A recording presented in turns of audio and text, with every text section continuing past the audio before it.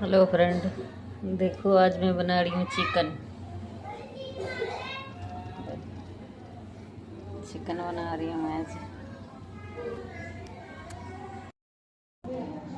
ये देखो फ्रेंड, ये पीस के डालना, ये भी पीस के डालना, सिलबट्टे में पीसना है। ये देखो प्याज कट के तैयार हो गया है।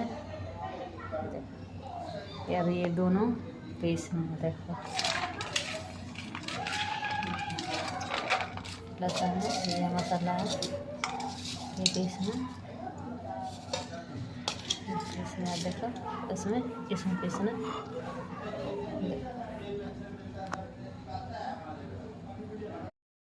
ये मसाला तैयार हो गया फ्रेंड, पीस के मेरा उसमें पाने वाला।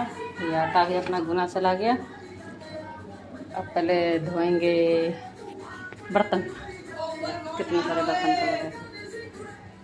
अब बर्तन धोने पड़े।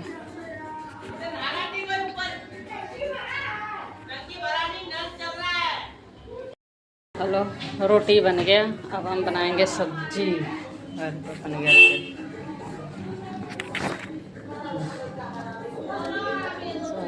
गया बन गया। अब बनाएंगे हम सब्जी। देखो फ्रेंड, हम चिकन बनाते हैं नए तरीके से। देखो